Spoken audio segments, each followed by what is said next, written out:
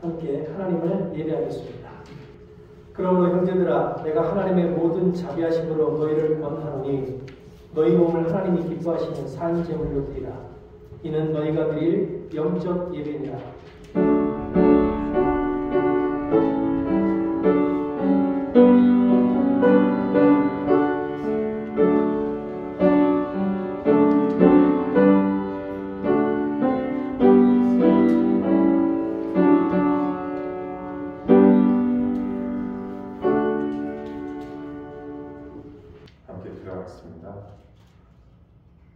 전능하신 하나님, 오늘도 주님의 은혜로 이 자리에 다시 모이게 하시니 감사합니다.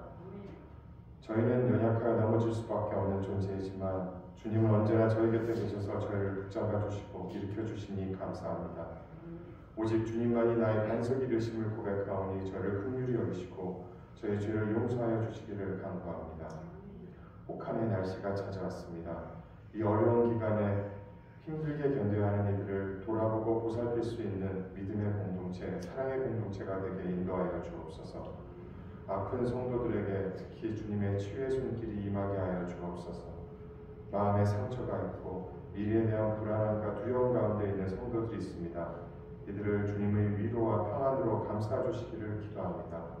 어려운 가운데에서도 하나님의 동행하심을 경험할 수 있는 은혜를 주시옵소서. 상황에 흔들리지 않는 믿음을 허락하시고 감사를 알고 기쁨을 되찾을 수 있게 도와주옵소서. 모든 순간 모든 것이 하나님 아버지의 손안에 있음을 고백합니다. 그래서 오늘도 믿음으로 기쁨으로 담대하게 나아갑니다. 하나님, 교회 곳곳에서 주님을 사랑하는 마음으로 희생하며 섬기는 손길들이 있습니다. 그 수고를 기억하시사 마음 하나하나 어루만져 주시고 세상이 주지 못하는 하늘에서 내려오는 귀한 은혜를 가득 누릴 수 있게 도와주옵소서. 하나님, 이곳 이 교회가 기도와 말씀으로 성숙해지며 진정한 하늘에서 내려오는 복의 통로가 되게 하옵소서. 이곳에서 복음이 전해지며 주의 사랑이 전해지는 하나님 보시기 아름다운 교회로 성장할 수 있게 도와주옵소서. 오늘 예배를 위하여 기도합니다. 오늘 이렇게 저희를 불러주신 주님, 이 예배를 주께서 받으시고 성령께서 임재하여 주셔서 은혜가 가득한 예배가 되게 도와주옵소서. 예배를 온전히 주님께 부탁드리며 거룩하신 예수님의 이름으로 기도합니다. 오늘 우리에게 주신 하나님의 말씀은 사무엘상 8장, 예레미야서 29장, 데살로니가전서 2장의 말씀입니다.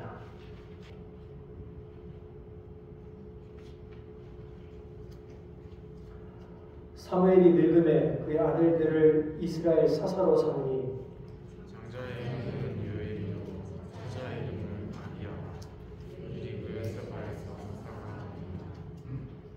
그의 아들들이 자기 아버지의 행위를 따르지 아니하고 이익을 따라 뇌물을 받고 판결을 굽게 하니라.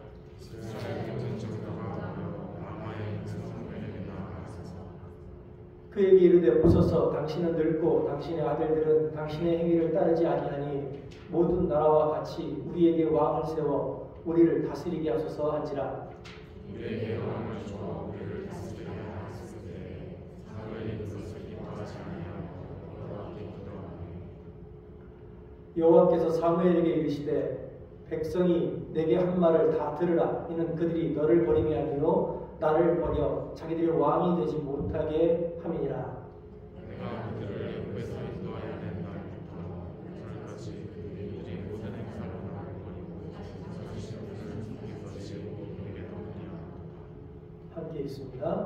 그러므로 그들의 말을 듣되 너는 그들에게 엄히 경고하고 그들을 다스릴 왕의 제도를 가르치라. 선지자 예레미야가 예루살렘에서 이같이 편지를 느부갓네살이 예루살렘에서 바벨론으로 끌고 간 포로 중에 남아있는 장로들과 제사장들과 선지자들과 모든 백성에게 보냈는데 그때는 여호니아와 공동대시들과 유다와 예루살렘의 고관들과 이경과 통일이 예루살렘에서 나아온다. 유다의 왕 시드기야가 바벨론으로 보내어 바벨론의 왕 느부갓네살에게로 가게 한 사반의 아들 엘리사와 힐기야의 아들 그말의 편으로 말하되 만군의 여호와 이스라엘 하나님께서 예루살렘에서 바벨론으로 사로잡혀가게 한 모든 포로에게 이와 같이 말씀하시니 너희는 집을 짓고 거기서 살며 텃밭을 만들고 그 열매를 먹으라.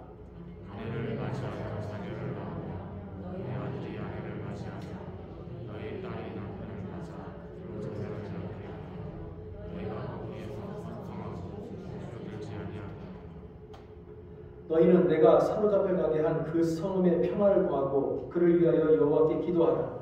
이는 그 성읍이 평안함으로 너희도 평안할 것이니라. 만군의 여호와 이스라엘 하나님께서 이와 같이 말씀하시니라. 너희 중에 있는 선지자들에게와 전쟁이에게 미혹되지 말며 너희가 꿈도 거짓도 믿지 말라. 내가 그들을 보내지 아니하였어도 그들이 내 이름으로 거짓을 예언함이라. 여호와의 말씀이니라. 여호와께서 이와 같이 말씀하시니 바벨론에서 70년이 지나며 내가 너희를 돌보고 마지막에 사람과 너희에게서 훔치고 너희를 이곳으로 돌아오게 하리라. 함께 읽습니다. 여호와의 말씀이니라. 너희를 향한 나의 생각을 내가 아나니 평안이요 재앙이 아니니라. 너희에게 미래와 희망을 주는 것이니라. 형제들아, 우리가 너희 가운데 들어간 것이 헛되지 않은 줄을 너희가 친히 아나니 너희가 아는 바와 같이 우리가 먼저 빌립보에서 고난과 능력을 다하였으나 이 하나님을 믿어 싸움 중에 하나님의 공을 너희에게 전하였느니라. 우리의 권면은 간사함이나 부정에서 난 것이 아니요 속임수로 하는 것도 아니라 오직 하나님께 옳게 여기심을 입어 복음을 휘탁받았으니 우리가 이와 같이 말하는 사람을 기쁘게 하려 함이 아니요 오직 우리 마음을 감찰하시는 하나님을 지키시며 향하니라. 너희도 알거니와 우리가 아무 때에도 아첨하는 말이나 탐심의 탈을 쓰지 아니한 것을 하나님이 증언하시니라.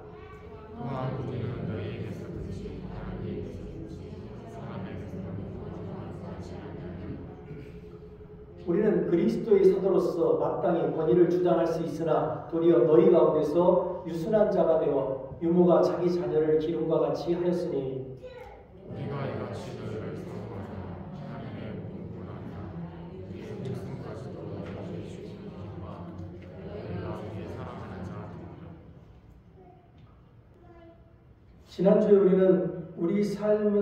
우리가 살아가고 있는 우리 삶의 현장은 다양한 형태로 나타나는 에벤에셀의 현장이다라고 했습니다. 그리고 그 다양한 형태로 나타나는 그 에벤에셀의 현장에 역사하시는 하나님에 대해서 살펴봤습니다.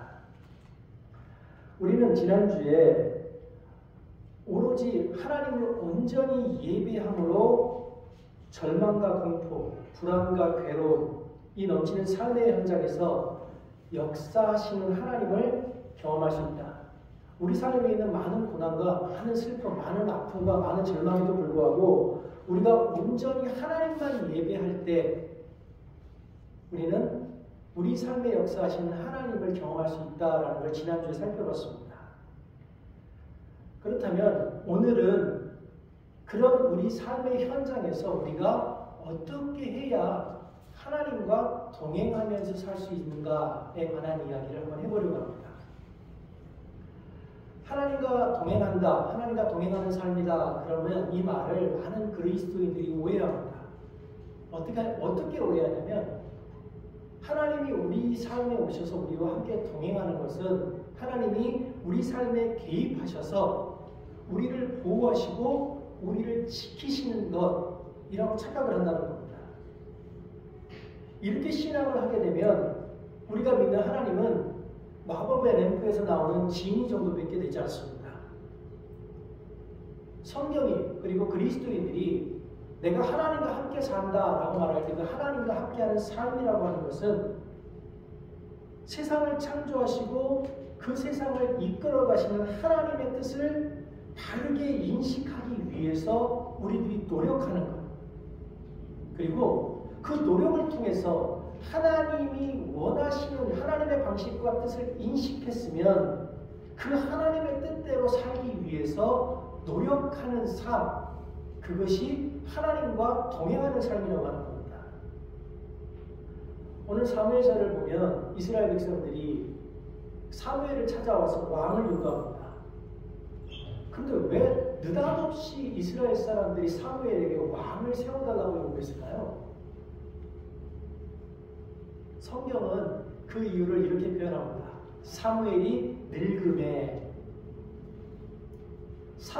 늙음에 그 아들들을 이스라엘의 사사로 삼았다. 그리고 나서 이렇게 말해요. 그 아들들이 자기 아버지의 행위를 따르지 아니하고 이익을 따라 뇌물을 받고 판결을 굳게 하니라. 아버지 후광에 힘입어서 사사가 된 사무엘의 두 아들들은 부정과 부패를 일삼았습니다. 그것에 실망한 이스라엘 백성들이 사무엘을 찾아와서 왕을 세워달라고 요구하는 겁니다. 그러니까 이스라엘 백성들이 엘리의 시대도 겪어보고 사무엘의 시대도 겪어보니까 사사만 가지고는 블레셋의 침공을 더 이상 막아낼 수 없는 거예요. 사사들이 자기들의 이득이나 취하지 이스라엘이 전쟁이 났을 때 앞에 나서서 하는 게 아무것도 없는 거예요. 그래서 이스라엘 사람들 생각에 전쟁이 났을 때 앞에 나가서 우리들을 위해 싸워줄 왕이 필요했던 겁니다. 그래서 왕을 달라고 요구하는 겁니다. 분명히 하나님께서 이스라엘을 이끌라고 사무엘을 세워놨어요. 그럼에도 불구하고 왕을 세워달라는 겁니다. 다른 말로 하면 사무엘에게 이렇게 말하는 겁니다. 당신으로는 우리가 더 이상 이스라엘을 지속할 수 없다. 그 말뜻을 알아들었기 때문에 사무엘이 화가 난 겁니다. 사무엘이 화가 나서 하나님 앞에 가서 이 말을 전합니다. 그랬더니 이 말을 전할 때 하나님의 반응이 되게 이상해요. 사무엘을 위로하거나 다른 행동을 하는 게 아니고 이렇게 말씀하십니다. 그들이 너를 버림이 아니요 나를 버렸다. 그들이 사무엘 너를 거절한 것이 아니고 나를 거절한 것이다. 그래서 하나님인 내가 이스라엘의 왕이 되는 것을 거절하고 있는 것이다. 이스라엘이 사사가 아닌 왕을 세워달라고 하는 것은 무슨 요구냐면 더 이상 하나님을 신뢰할 수 없다라고 하는 거예요. 더 이상 하나님을 신뢰할 수 없다라고 하면서 왕을 세워달라는 건 더 이상 하나님의 주권, 하나님의 지도를 따라서 사는 삶이 안전하지 않다라고 이야기하는 겁니다. 그래서 그들은 자기들 눈에 보이는 물리적으로 함께 작용할 수 있는 왕을 요구했던 겁니다. 눈에 보이는 통치자를 원하고 하나님의 눈에 보이지 않는 통치에 만족하지 못하겠다라는 의사표현을 지금 정확하게 하고 있는 겁니다. 사사와 왕 사이의 차이는 그들의 역할과 그들에게 주어지는 권위에서 차이가 있습니다. 사사는 하나님이 이스라엘에 어떤 특정한 일이 생겼을 때 특별히 세우는 사람입니다. 이 사람들이 주로 하는 일은 전쟁 동안에는 군사를 지휘하는 역할을 하고 그 외의 기간 동안에는 종교적인 지도를 하는 역할을 합니다. 사사는 하나님께 예배하고 하나님께 계시를 받고 하나님의 말씀을 들어서 그것에 따라 직접적으로 행동하는 때문에 그 권력이 사사 자신에게 있는 것이 아니고 하나님으로부터 오는 겁니다. 반면에 왕권은 어떻습니까? 왕권은 정규화되고 계승이 가능한 통치체제입니다. 그러니까 이스라엘 백성들이 사사가 아니라 왕을 요구했던 건 이스라엘만 가지고 있는 그 하나님과 직접 교제하며 나라를 이끌어가는 그 나라가 아니라 이방 민족들이 살아가는 삶의 방식을 원했던 거예요. 사사가 전쟁이 났을 때 제사를 지내는 것은 하나님의 뜻과 인도를 구하는 행위였습니다. 이 행위 뭐냐면 이 전쟁이 사람에 의해서 좌우되는 것이 아니고 하나님께서 좌우하시는 것이다. 그래서 하나님의 은혜, 하나님의 권위, 하나님의 능력에 대한 인정과 순종을 의미하는 겁니다.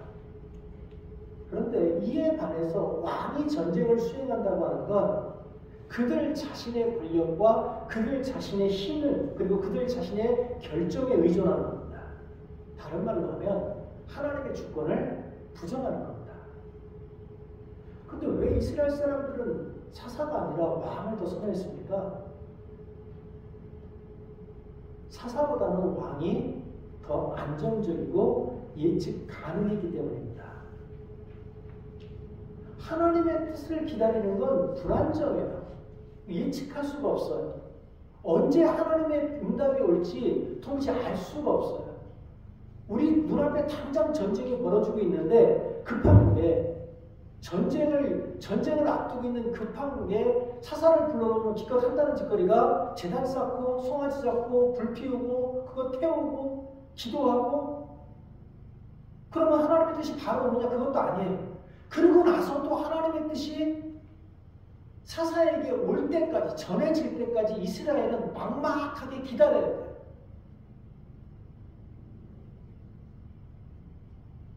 예측 불가능한 그 하나님의 주권, 그것을 거부하고 있는 겁니다. 이스라엘의 이 선택의 결과는 무척이나 극단적이었습니다. 사울을 왕으로 받아들이고 다윗이 그 뒤를 이어 왕이 되고 그 뒤를 이어 솔로몬이 왕이 되어서 이스라엘의 통일 왕국 시기를 120년간 이끌어갔습니다. 이 120년 동안 이스라엘은 아주 크게 외형적으로 번창했습니다. 그런데 이 120년 동안 이스라엘은 본질적으로 하나님으로부터 멀어져 갔습니다.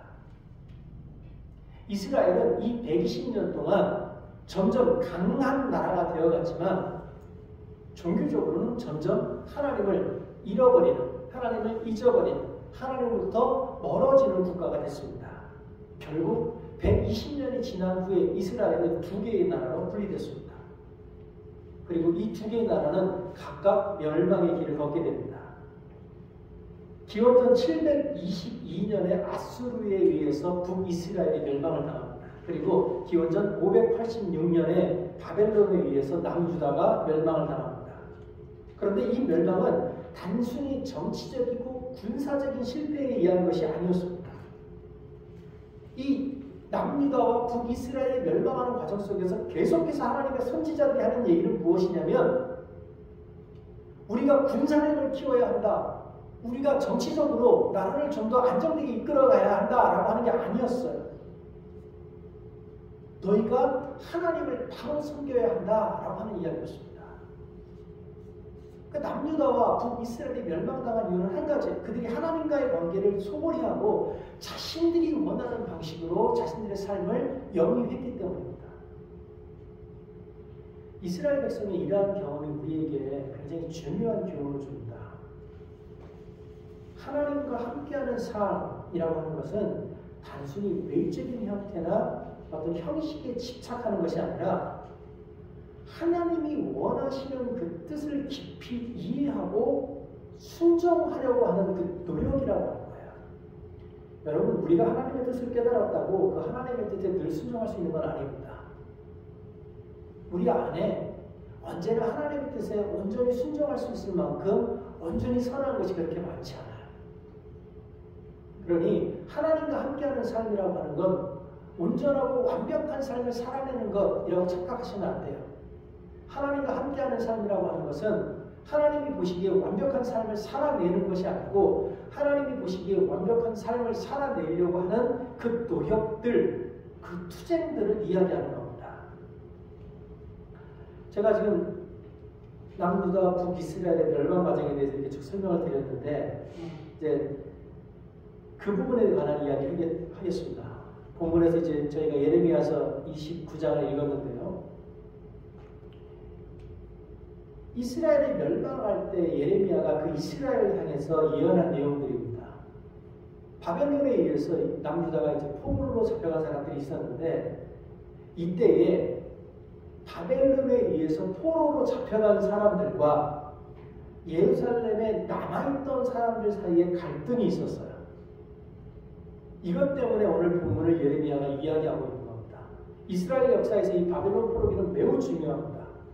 이 시기를 중심으로 해서 이스라엘이 두 구분으로 나누기 때문에 그렇습니다. 방금 말씀드렸던 포로로 잡혀간 사람들과 이스라엘에 남아있던 사람들입니다. 이 포로로 남아있던 사람들과 이스라엘에 남아있던 사람들은 하나님을 인식하는 방식, 그 신인식에서 근본적으로 차이를 갖게 돼요. 먼저 바벨론의 포로로 잡혀간 사람들은 자신들, 신앙, 자신들의 삶에 대해서 깊은 자괴감을 갖게 됩니다. 우리는 하나님을 믿는 사람인데, 그리고 저 이스라엘 땅은, 가나안 땅은 하나님이 우리에게 주신 약속의 땅인데, 우리가 그곳에서 끌려와서 이방인들, 이방 신을 섬기는 그 나라에 와서 살아야 된다라고 하는 그 자괴감이 있었던 거예요. 이것은 단순히 물리적인 이동만 의미하는 게 아니었습니다. 이것은 하나님이 약속하신 복, 하나님이 약속하신 그 은혜의 자리로부터 떠나갔다는 것을 의미하는 거예요. 그리고 자기들이 지금 죽지 못해서 살고 있지만 이 불경한 땅, 이 저주스러운 땅에서 살아가고 있다라고 하는 그 아주 심각한 정신적이고 영적인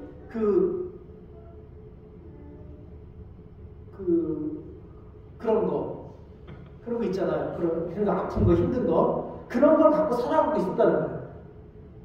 반면에 포로로 잡혀간 사람들이 그렇게 막 힘들게 살고 있을 때 예루살렘에 남아있었던 사람들은 자신들의 상황을 무척이나 자랑스럽게 생각했습니다.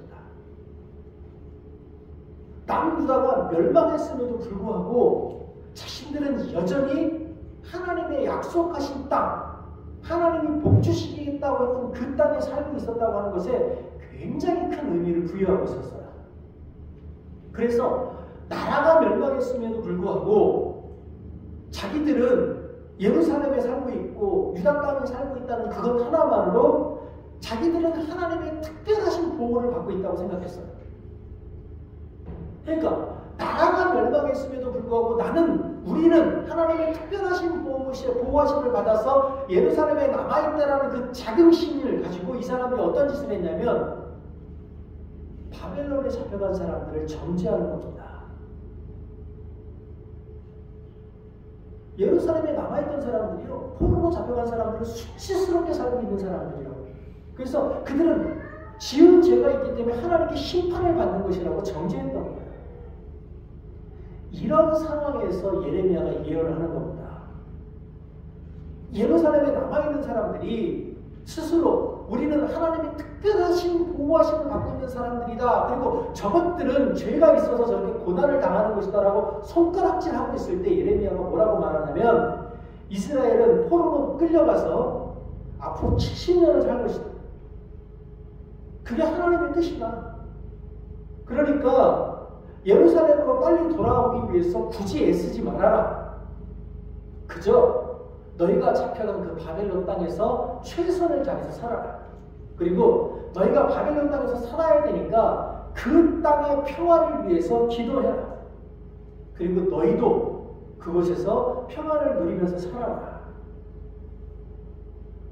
이게 예루살렘에서 남아있는 것이 하나님의 복이라고 은혜라고 착각하고 있었던 사람들에게 굉장히 충격적인 예언이었어요. 근데 예레미야의 예언이 여기서 멈추지 않습니다. 아주 더 가혹한 말을 하는데 이렇게 말합니다. 만군의 여호와 이스라엘 하나님께서 이와 같이 말하노라. 너희 중에 있는 선지자들에게와 전쟁이에게 미혹되지 말며 너희가 꾼 꿈도 고이치 듣고 믿지 말라.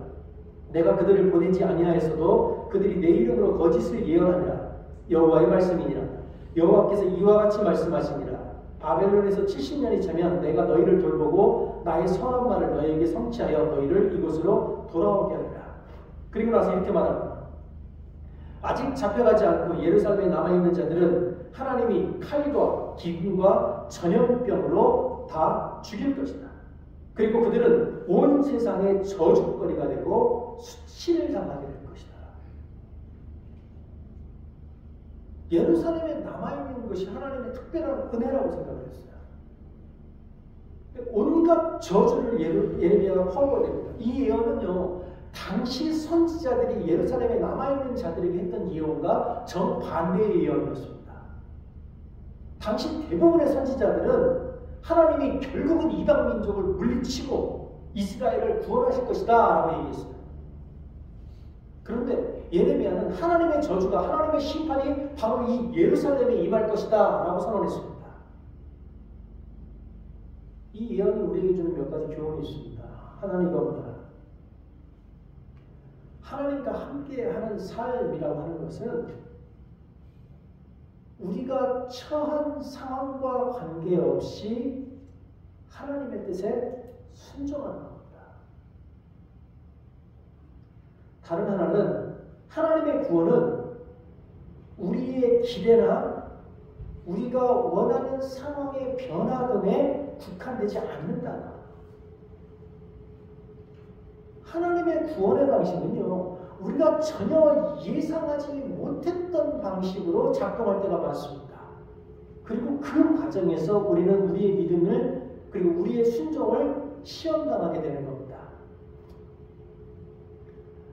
그런데 예루살렘에 남아있던 사람들의 입장에서 예레미야의 예언보다는 다른 선지자들의 예언이 더 듣기 좋았어요. 그래서 그들의 예언을 신뢰합니다.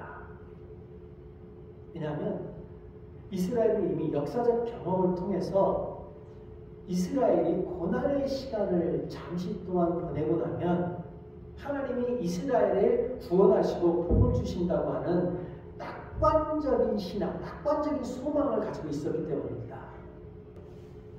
이 낙관적인 소망이 결국은 그들에게 소망을 주긴 하지만 이 낙관적인 소망이 결국 그들을 어떻게 망치냐면 하나님이 이 시간만 버티고 나면 결국 우리를 복되게 하실 것이라고 믿기 때문에 내 삶에 대한 아주 그 전투적인 추진적인 고찰을 하잖아요. 내 삶에 대해서 정말 이것이 하나님의 뜻이고 이 상황에서 하나님께서 원하시는 것이 무엇인가를 알아내기 위해서 진절이 나는 기도를 하지 않는다는 거예요. 그냥 쉽게 생각해요. 내가 하나님 앞에 가서 울고 하나님 앞에 가서 무릎 꿇고 하나님 앞에 가서 금식하고 그러면 결국은 하나님께서 내 삶을 변화시킬 거라는 착각을 한다는 거예요. 그러니까 내가 왜 금식을 해야 되는지, 내가 왜 기도를 해야 되는지, 내가 왜 소리를 질러야 하는지, 내가 왜 하나님께 매달려야 되는지에 대한 고민 없이, 그 갈등 없이 그냥 기도하면 된다고 생각을 하는 거예요. 수피의 시인인 룸이라는 사람이 이렇게 말을 했습니다. 그 갈구를 존중하라. 어떤 이유로든 그들을 영적 세계로 들어가게 만드는 그것에 감사하라. 달콤한 위안으로 그들을 기도로부터 멀어지게 하는 이웃을 경계하라. 이스라엘 사람들에게 경고하는 말과 똑같은 거예요. 고통과 어려움 속에서도 우리는 하나님과의 깊은 교제를 갈구해야 합니다. 고통 속에 있을 때 그냥 기도하는 건 의미가 없어요. 고통 속에 있을 때 그냥 금식하는 건 기도가 없습니다. 고통 속에 있을 때 그냥 예배하는 건 의미가 없어요. 그건 자기 위안입니다. 고통 속에 있을 때 하나님과 처절하게 투쟁해야 돼요. 왜? 왜 나에게? 왜 이 시점에? 왜 이런 문제를? 끊임없이 하나님께 묻고 하나님의 대답을 들어내야 되는 겁니다. 많은 사람들이 고통 가운데 그 고통을 끌어안고 기도할 때 하나님을 만나게 되는 겁니다. 고통 가운데 그 고통을 깊숙이 끌어안고 그 고통과 함께 뒹굴 때 그 우리의 투쟁이 우리의 신앙을 깊게 하고 우리를 더욱더 견고한 그리스도인으로 만들어주는 겁니다. 그런데 문제는 우리가 그렇게 기도하려고 할 때 그렇게 기도하려고 하는 우리를 방해하는 것들이 우리 주변에 많다고 하는 겁니다. 방금 전에 말씀드렸던 그 낙관적인 소망이 그런 것 중에 하나입니다. 하나님의 백성은 다 잘 될 거야. 우리 안에 이런 게 있어요. 내가 하나님을 믿으니까 결국 하나님께서 나를 좋은 곳으로 이끌어 가실 거야. 우리가 하나님을 진심으로 사랑하니까 하나님께서 결국 우리 삶에 있는 모든 문제를 다 해결해 주실 거야. 이런 생각이 우리 삶에 희망을 줄 수는 있습니다. 그러나 우리가 하나님과 함께 동행하면서 성숙하고 성장하는 데는 방해가 됩니다. 이스라엘 많은 선지자들이 왜 하나님께서 이 고난을 물리치고 결국 이스라엘을 구원할 것이다라고 얘기했습니까? 왜 이스라엘 사람들이 자신들이 처한 그 현실을 직시하지 못하겠습니까? 왜 그들은 예언을 통해서 이스라엘 사람들을 불신앙의 자리로 이끌어갔습니까? 한국교회도 똑같죠. 한국교회에서 가장 많이 사용하는 말 중에 이런 말이 있습니다. 기도하는 어머니의 자식은 망하지 않는다. 그러면 자식이 망하면 부모가 기도를 안 해서 그런 겁니까? 이런 잘못된 신념이 기도만 하면 모든 것이 잘 풀릴 것이다라고 하는 이 잘못된 신념이 우리를 자꾸 불신앙의 자리로 이끌어가는 거예요. 분명 여기 있는 분 중에 삶에 심각한 문제를 가지고 있는 분이 있을 수 있습니다. 제가 그분에 가서 이렇게 분명히 목사님께 이렇게 말씀을 드리겠죠. 기도하십시오. 열심히 기도하십시오. 저도 당신을 위해서 기도하겠습니다. 우리가 기도하면 하나님께서 분명히 그 문제를 해결해 주실 겁니다. 저도 진심이고 그 말을 듣는 그분도 진심일 겁니다. 그런데 그분이 기도를 열심히 했어요. 열심히 했는데 그 문제가 안 풀렸어요. 그럼 이제 어떻게 합니까? 제가 가서 이렇게 말씀하시겠죠. 집사님, 기도가 부족해서 그렇습니다. 기도가 부족해서 하나님의 마음이 움직이지 않아서 그렇습니다. 그러니 더 정성을 들여서 기도하셔야 됩니다. 거기서 많이 듣던 소리 아닙니까? 무당들한테 가면 이런 소리 많이 해요. 그 치성을 드리는 사람들은요, 무당이 내 인연 그러면 죄책감을 가져요. 아, 내 정성이 부족해서 그랬나보다. 내 기도가 모자라서 그랬나보다. 근데 교인들도 마찬가지예요. 제가 부목사로 있었던 교회에서 제 교구에 소속되어 있던 한 집사님이 위암이 걸려서 수술을 하게 됐습니다. 제 교구다 보니까 제가 자꾸 신방을 갔죠. 근데 사람들이 위암은 별거 아니야 라고 얘기를 해도 암은 암이니까 사람들이 불안해하죠. 병원에 가서 신방을 가면서 하루에 한 번은 갔던 것 같아요. 이 얘기도 하고 제 얘기도 하면서 이 집사님이 이제 결국 이제 마음의 안정을 좀 찾았어요. 그리고 이제 수술이 한 3일 남았을 때부터 이제 집사님이 심리적으로 안정을 찾으니까 제가 안 갔습니다. 그리고 수술 바로 전날 다시 병원을 갔어요. 갔는데 집사님 얼굴에 근심이 가득한 거예요. 마치 금방 죽을 사람인 것 같은 얼굴을 하고 누워있어요. 제가 깜짝 놀라가지고 물었습니다. 뭔 일 있어요? 이 집사님이 이 얘기를 해줍니다. 제가 그 신방을 안 가는 그 이틀 사이에 교회 권사님들, 집사님들이 이 집사님을 위로 차온 거예요. 야야, 내가 누구한테 들었는데 누가 심각한 암에 걸렸었는데 기도를 했더니 그 암이 병으로 다 나아갔고 완치가 됐다더라. 야, 내가 누구한테 들었는데 누가 심각한 암이 걸렸었는데 기도를 열심히 했더니 수술 전날 수술 앞두고 마지막 촬영을 했더니 암이 깨끗이 사라졌대더라. 야, 내가 들었는데 누구는 기도를 했더니 누구는 기도를 했더니 누구는 기도를 했더니 이 소리를 2박 3일 동안 이 환자한테 와서 주고장창 해댄 거예요. 그 소리를 들으면서 이 집사님이 얼마나 기도를 했겠어요. 하나님 나로 낫게 해달라고. 근데 안 난 거예요. 수술 왔다고 이게 찍었는데 암이 그대로 있어요. 절망한 거예요. 나는 믿음이 없는가 보다. 하나님이 나를 사랑하지 않는가 보다. 그 얘기를 듣고 시험에 든 거예요. 근데 여러분이 아시다시피 제가 성격이 좋잖아요. 우리는 절대 그런 상황에서 위로하지 않습니다. 욕을 한 바가지 퍼줬죠. 그 집사님께 이렇게 말했습니다. 집사님, 우리가 기도하는 이유가 살려달라고 하는 겁니까? 우리가 하나님께 기도하는 이유는 살려달라고 하는 게 아닙니다. 죽어도 상관없고 살아도 상관이 없는데 죽어도 그리스도인답게 죽고 살아도 그리스도인답게 살게 해달라고 기도하는 거라고. 죽어도 하나님의 백성답게 살아도 하나님의 백성답게 살게 하는 것이, 그렇게 살게 해달라고 기도하는 것이 하나님의 백성의 뜻이다. 기도의 목적이다. 제가 그렇게 말을 했다고요. 감동들이 없어요.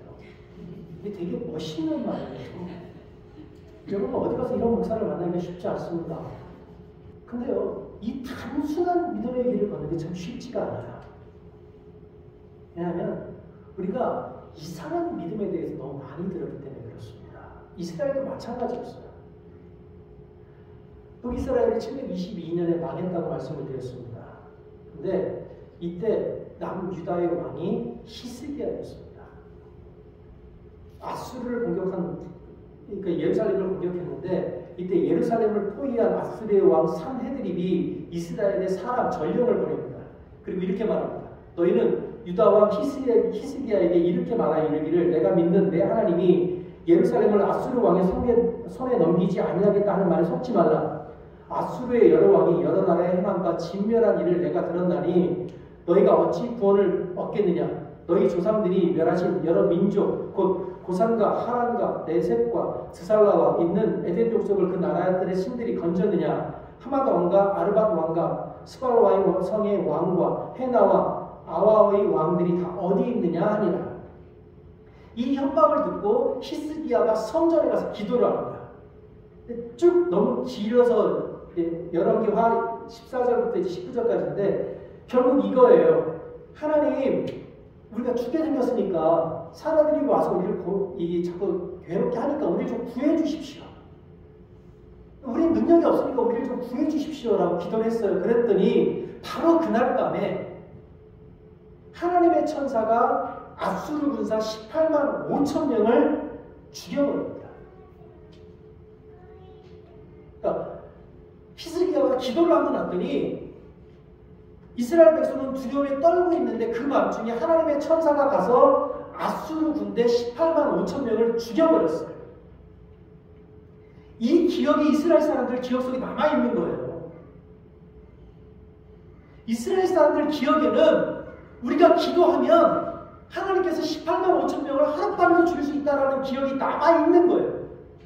그것이 이스라엘 사람들의 믿음이 되어버렸고 그것이 이스라엘 사람들의 신념이 되어버렸어요. 그리고 세월이 흐른 후에 남유다가 멸망당하면서 바벨론의 포로로 잡혀갔습니다. 그런데 그 상황 중에도 이스라엘 사람들 머릿속에는 이 18만 5천 명을 하룻밤에 죽였던 하나님의 능력에 대한 기억이 남아있는 거예요. 그 낙관적인 신념을 가지고 있는 겁니다. 왜 그들은 그 낙관적인 신념을, 그 낙관적인 신앙을 계속해서 가질 수 있었을까요? 자신들의 신앙을 의심하지 않았기 때문입니다. 스스로 나는 잘 믿고 있다라고 생각했기 때문이에요. 스스로가 자신들의 신앙에 만족하고 있었기 때문입니다. 자기 스스로를 믿고 자기 스스로의 신앙에 만족해하고 자기 스스로를 단 한 번도 의심하지 않기 때문에 고난이 닥쳤을 때 이 고난이 내 삶에 왜 일어났는가에 대해서 고민하지 않는 거예요. 다만 그냥 무조건 버티기만 하면 이 고난의 시간이 지나갈 것이다 라고 믿는 겁니다. 이런 믿음은 아주 쉬운 믿음입니다. 일종의 보험 증서와 같기 때문에 그렇습니다. 내가 살아가고 있는 내 삶의 형태와 상관없이 내가 하나님을 믿는다라고 고백하기만 하면 하나님께서 모든 것을 해결해 주실 것이라는 그 신념,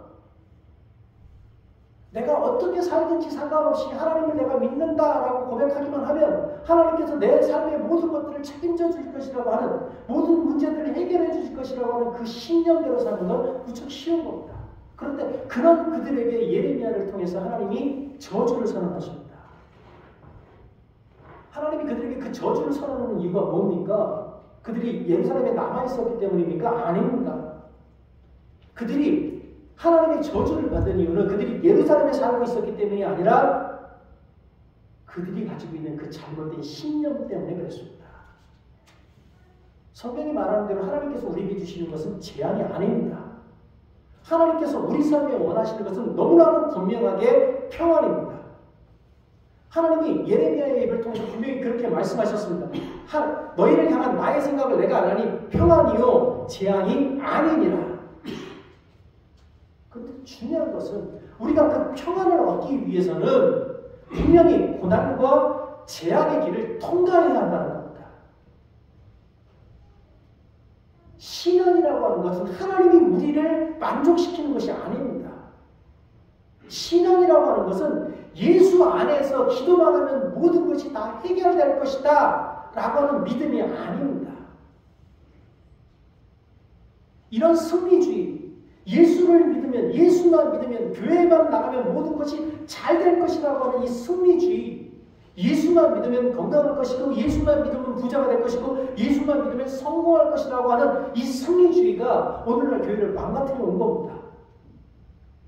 이 승리주의적인 신앙은 고통과 제한을 거부합니다. 우리 삶에 고통과 제한이 있는 것은 결국 우리 신앙에 문제가 있는 것이다. 너희가 무언가 하나님께 죄를 지었기 때문이다. 라고 우리의 죄책감을 자꾸 자극합니다. 그러면서 고통과 제한이 있으니까 자꾸 더 기도하라고 가르칩니다. 기도해야죠. 물론 기도해야 합니다. 그러나 왜 기도하는지는 알아야죠. 내가 무엇을 위해 기도할지는 알아야죠. 무조건 이 고난과 고통을 없애달라고 기도해서는 안 되는 겁니다. 그리스도께서 승리주의가 우리의 신앙의 궁극적인 방향이 아니라는 걸 보여주셨어요. 예수 그리스도는 부활하시기 전에 분명하게 십자가에 달려서 죽었습니다. 하나님의 아들이신 예수 그리스도는 부활하시기 전에 분명하게 로마 병사들에게 잡혀서 채찍질 당했고 매질을 당했고 창에 찔렸습니다. 예수 그리스도는 부활하시기 전에 입고 있던 그 온 겉옷을 벗김을 당해서 나체로 사람들 앞에서는 그 수치를 당하셨습니다.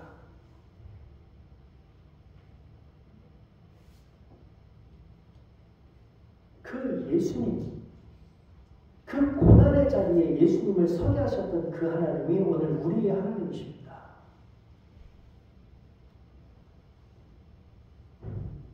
예수님께서 하나님께 이렇게 기도하셨어요. 아버지 왜 나를 버리십니까? 만약 이것이 쇼가 아니었다면 예수님께서는 십자가에서 하나님이 나를 버렸다라고 하는 공포 가운데 들어가신 거예요. 여러분 우리도 삶을 살면서 그런 공포의 순간을 지나야 하는 겁니다. 그러나 그 공포의 순간을 왜 하나님 나를 버리십니까? 라고 우리가 우리의 입으로 하나님께 기도하는 그 순간에도 한 가지는 기억해야 되는 거예요. 내가 비록 지금 하나님의 임재를 느끼고 있지 못하나 하나님이 나와 함께 하고 계신다. 만약 우리가 하나님의 효주를 하나님의 그 임재하심을 느끼지 못한다면 그것을 믿지 못한다면 우리 삶에 있는 고통과 지향은 그저 저주일 뿐입니다. 만약 우리가 하나님의 임재, 하나님의 함께하심을 믿지 못한다면 결국 우리는 너무 고통스러운 이 삶을 포기할 수밖에 없습니다. 너무 고통스럽고 너무 힘드니까 우리 외치죠. 어디 계십니까? 도대체 어디 계십니까? 도대체 얼마나 더 길게 이 아픔의 시간이 얼마나 더 길어져야 하나님이 만족하시겠습니까? 우리만 그런 게 아닙니다. 그런 자들에게 하나님께서 이렇게 대답하셨어요. 모세가 묻습니다. 하나님, 당신은 도대체 누굽니까? 나는 스스로 있는 자이다. 나는 너희들의 하나님이기를 단 한 번도 멈춘 적이 없는 자이다. 나는 단 한 번도 너희들을 홀로 버려둔 적이 없다. 나는 언제나 너희를 지키는 자다. 바울은 이 말을 이렇게 말합니다. 너희가 아는 바와 같이 우리가 먼저 빌립보에서 고난과 능력을 당하였으나 우리 하나님을 힘입어 많은 싸움 중에 하나님의 복음을 너희에게 전하였노라. 제가 벌새라는 영화를 좀 보시라고 연락을 드렸는데 보셨는지 모르겠습니다. 이 영화는 1994년 10월 22일 한강에 위치한 성수대교가 성수대교의 상급 트러스가 무너지면서 총 49명의 사상자가 발생한 사건을 다룬 영화입니다. 그런데 재미있는 건 이 영화 속에서는 단 한 번도 한국의 건물이나 교량의 안전에 대해서는 이야기하지 않습니다. 왜 성수대교가 무너졌는지, 왜 이런 비극이 일어났는지도 다루지 않습니다. 대신 우리가 살아온 일상이, 우리가 살아가고 있는 이 일상이 일견 깔끔해 보일지라도 사실은 폐허라고 하는 것을 보여줍니다. 상처받은 자존심으로 인해서 일그러진 가장, 폭력으로 얼룩진 남매, 거짓과 관성 속에서 나날을 이어가는 부부, 교육 목표에서 한참이나 멀어진 학교, 그 모든 삶의 자리에서 버티고 있는 사람들의 표정마저도 폐허를 상기시키는 그 긴 여정에 거쳐서 비로소 성수대교가 무너집니다. 이 벌새라는 영화를 본다는 건요, 이 사회가 어떻게 폐허가 되어가고 있는가를 보는 게 아닙니다. 이 벌새라는 영화를 보는 건 이겁니다. 아, 우리 삶의 자리가 이미 폐허였구나. 우리 삶의 자리가 이미 폐허였는데 이제 내가 그것을 알게 되었구나. 이 영화가 흘러가는 과정이 우리에게 희망이 되는 거예요. 그 아픔의 흔적을 빨리 서둘러서 치워버렸기 때문이 아닙니다. 그 아픔, 그 절망, 그 폐허의 자리로 주인공들이 그것을 보러 가기 때문입니다. 영화 속에 은희라고 하는 사람이 나옵니다. 가정폭력의 여파로 깨졌던, 청소를 하는 중에 깨졌던 조각을 우연히 발견하게 됩니다. 폭력의 흔적을 깨끗이 치운 줄 알았어요. 그런데 그 작은 유리 조각이 슈파 밑에 있었던 겁니다. 과거의 폭력적인 행동, 그 과거의 재난의 흔적이 남아있었던 거예요. 그리고 드디어 은희는 그것을 보고 나서 이 폐허의 흔적이 내 눈에 보이지 않더라도 어딘가에 존재하고 있다는 것을 받아들입니다. 그리고 나서야 성수대교를 보러 가는 거예요. 자신이 가장 사랑했던 선생님을 어느 날 예고 없이 수정했던 그 폐허의 현장으로 가는 겁니다. 그때 그 성수대교는 곧 치워져야 할 잔해가 아니라 스스로 폐허를 찾아온 이들을 위한 묵상의 대상이 됩니다. 부서진 성수대교는 이렇게 말합니다. 삶은 온전하지 않다고, 이 세상에 온전한 것은 없다고, 과거에 무엇인가 돌이킬 수 없이 부서졌다고, 현재는 상처 없이 주어진 말끔한 시간이 아니라 부서진 과거의 잔해라고, 그러나 현재에 누군가 살고 있다고, 폐허를 돌이킬 수 없으나 폐허를 응시할 수는 있다고, 폐허를 응시할 때 인간은 관성에서 벗어나 간신히 한 뼘 더 성장할지도 모른다고, 성장이란 폐허 속에서도 완전히 무너지지 않은 채 폐허를 바라보는 일이라고 기도하겠습니다.